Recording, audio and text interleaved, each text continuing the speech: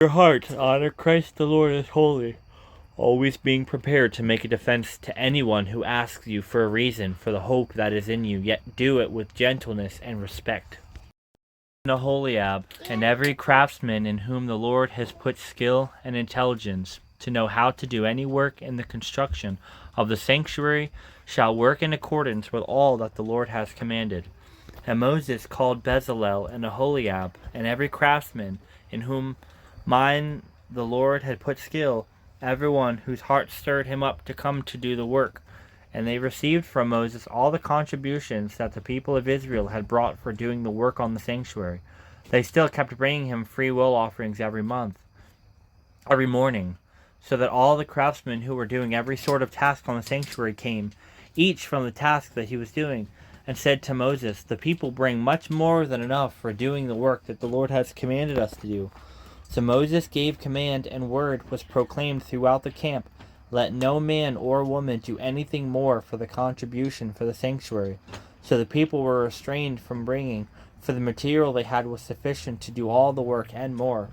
And all the craftsmen among the workmen made the tabernacle with 10 curtains. They were made of fine twined linen, and blue and purple and scarlet yarns, with cherubims skillfully worked. The length of each curtain was 28 cubits, and the breadth of each curtain 4 cubits. All the curtains were the same size. He coupled 5 curtains to one another, and the other 5 curtains he coupled to one another. He made loops of blue on the edge of the outermost curtain of the first set, and likewise he made them on the edge of the outermost curtain of the second set. He made 50 loops on the one curtain, and 50 loops on the edge of the curtain that was in the second set. The loops were opposite one another, and he made 50 clasps of gold, and coupled the curtains one to the other with clasps, so the tabernacle was a single whole. He also made curtains of goat's hair for a tent over the tabernacle, and he made 11 curtains. The length of each curtain was 30 cubits, and the breadth of each curtain 4 cubits. The 11 curtains were the same size. He coupled 5 curtains by themselves, and 6 couples by themselves. And he made 50 loops on the edge of the outermost curtain of the one set, and 50 loops on the edge of the other connecting curtain. And he made 50 clasps of bronze to couple the tent together, that it might be a single whole. And he made for the tent a covering of tanned ram skin and goat skin. Then he made the upright frames for the tabernacle of acacia wood. 10 cubits was the length of a frame, and a cubit and a half the breadth of each frame. Each frame had 2 tenons for fittings together. He did this for all the frames of the tabernacle. The frames for the tabernacle he made thus: 20 frames for the south side, 40 bases of silver under the 20 frames for 2 bases under one frame for its 2 tenons, and 2 bases under the next frame for its 2 tenons. For the second side of the tabernacle, on the north side, he made 20 frames, and there 40 bases of silver, 2 bases under one frame, and 2 bases under the next frame. For the rear of the tabernacle westward, he made 6 frames. He made 2 frames for corners of the tabernacle in the rear, and they were separate beneath, but joined at the top at the first ring. He made 2 of them this way for the 2 corners, and there were 8 frames with their bases of silver, 16 bases under every frame for 2 bases. He made bars of acacia wood, 5 for the frames of the one side of the tabernacle, and 5 bars for the frames of the other side of the tabernacle, and 5 bars for the frames of the tabernacle at the rear westward. And he made the middle bar to run from end to end halfway up the frames. And he overlaid the frames with gold, and made their rings of gold for holders for the bars, and overlaid the bars with gold. He made the veil of blue and purple and scarlet yarns and fine twined linen, with cherubim skillfully worked into it, and he made it. For it he made 4 pillars of acacia, and overlaid them with gold. Their hooks were of gold, and he cast for them 4 bases of silver. He also made a screen for the entrance of the tent, of blue and purple and scarlet yarn, and fine twined linen, embroidered with needlework, and its 5 pillars with their hooks. And he overlaid their capitals and their fillets with gold, but their 5 bases were of bronze. He made the ark of acacia wood. 2 cubits and a half was its length, a cubit and a half its breadth, and a cubit and a half its height. And he overlaid it with pure gold inside and outside, and made a molding of gold around it. And he cast for it 4 rings of gold for its 4 feet, 2 rings on its one side, and 2 rings on its other side. And he made poles of acacia wood, and overlaid them with gold, and put the poles into the rings on the sides of the ark to carry the ark. And he made a mercy seat of pure gold. The 2 cubits and a half was its length, and a cubit and a half its breadth. And he made 2 cherubim of gold. He made them of hammered work on the 2 ends of the mercy seat, 1 cherub on the one side, and 1 cherub on the other end. Of one piece with the mercy seat he made the cherub on its 2 ends. The cherubs spread out their wings above, overshadowing the mercy seat with their wings, with their faces one to another. Toward the mercy seat were the faces of the cherubim. He also made the table of acacia wood. 2 cubits was its length, a cubit its breadth, and a cubit and a half its height. And he overlaid it with pure gold, and made a molding of gold around it. And he made a rim around it, a handbreadth width, and made a molding of gold around the rim. And he cast for it 4 rings of gold, and he fastened the rings to the 4 corners at its 4 legs.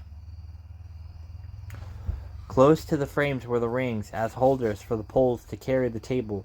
And he made the poles of acacia wood to carry the table, and overlaid them with gold. And he made the vessels of pure gold that were to be on the table, its plates and dishes for incense, and its bowls and flagons with which to pour drink offerings. He also made the lampstand of pure gold. He made the lampstand of hammered work, its base, its stem, its cups, its calyxes, and its flowers were of one piece with it. And there were 6 branches going out of its sides, 3 branches of the lampstand out of one side of it, and 3 branches of the lampstand out of the other side of it. 3 cups made like almond blossoms, and its flowers were of one piece with it. And there were 6 branches going out of its side, 3 branches of the lampstands on one side of it, and 3 branches of the lampstand out of the other side of it. 3 cups made like almond blossoms, each with calyx and flowers on one branch, and 3 cups made like almond blossoms, each with calyx and flower on the other branch. So for 6 branches going out of the lampstand. And on the lampstand itself were 4 cups made like almond blossoms, with their calyxes and flowers, and a calyx of one piece with it under each pair of the 6 branches going out of it. Their calyxes and their branches were of one piece with it. The whole of it was a single piece of hammered work of pure gold. And he made it 7 lamps, and its tongs, and its trays of pure gold. And he made it and all its utensils out of a talent of pure gold. He made the altar of incense of acacia wood. Its length was a cubit, and its breadth a cubit. And it was square, and 2 cubits was its height. Its horns were of one piece with it, and he overlaid it with pure gold, its tops, and around its sides and its horns. And he made a molding of gold around it, and he made 2 rings of gold on it under its moldings. On 2 opposite sides of it, as holders, were poles with which to carry it. And he made the poles of acacia wood, and overlaid them with gold. And he made the holy anointing oil also, and the pure fragrant incense, blended as per for the perfumer. Who loves discipline, loves knowledge, but he who hates reproof is stupid. A good man obtains favor from the Lord, but a man of evil devises he condemns. No one is established by wickedness, but the root of the righteous will never be moved. An excellent wife is the crown of her husband, but she who brings shame is like rottenness in his bones. The thoughts of the righteous are just, and the counsel of the wicked are deceitful. The words of the wicked lie in wait for blood, but the mouth of the upright delivers them. The wicked are overthrown and are no more, but the house of the righteous will stand. A man is condemned according to his good sense, but one of twisted mind is despised. Better to be lowly and have a servant than to play the great man and lack bread. Whoever is righteous has regard for the life of his beast, but the mercy of the wicked is cruel. Whoever works his land will have plenty of bread, but he who follows worthless pursuits lacks sense. Whoever is wicked covets the spoil of evildoers, but the roots of the righteous bear fruit. An evil man is ensnared by the transgressions of his lips, but the righteous escapes from trouble. From the fruit of his mouth a man is satisfied with good, and the work of a man's hands comes back to him. The way of a fool is right in his own eyes, but a wise man listens to advice. The vexation of a fool is known at once, but the prudent ignores an insult, and whoever speaks the truth gives honest evidence, but a false witness utters only deceit. There is one whose rash words are like sworn thrusts, but the tongue of the wise brings healing. Truthful lips endure forever, but lying tongue is but for a moment. Deceit is in the heart of those who devise evil, but those who plan peace have joy. And no ill befalls the righteous, but the wicked are filled with trouble. Lying lips are an abomination to the Lord, but those who act faithfully are his delight. A prudent man conceals knowledge, but the heart of fools proclaims folly. The hand of the diligent will rule, while the slothful will be put to forced labor. Anxiety in a man's heart weighs him down, but a good word makes him glad. One who is righteous is a guide to his neighbor, but the way of the wicked leads them astray. Whoever is slothful will not roast his game, but the diligent man will get precious wealth. In the path of righteousness is life, and in its pathways there is no death for us. Peace. It is my continual gift to you. The best way to receive this gift is to sit quietly in my presence, trusting me in every area of your life. Quietness and trust accomplish far more than you can imagine, not only in you, but also on earth and in heaven. When you trust me in a given area, you release that problem or person into my care. Spending time alone with me can be a difficult discipline, but it goes against the activity addiction of this age. You may appear to be doing nothing, but actually you are participating in battles going on within spiritual realms, and you are waging war not with weapons of the world, but with heavenly weapons, which have divine power to demolish strongholds. And living close to me is a sure defense against evil. John 14:27. Peace I leave with you, and my peace I give you. I do not give to you as the world gives. Do not let your hearts be troubled, and do not be afraid.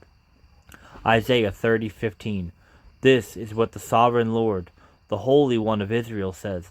In repentance and rest is your salvation. In quietness and trust is your strength. But you would have none of it. 2 Corinthians 10:4. The weapons we fight with are not the weapons of the world, but on the contrary, they have divine power to demolish strongholds.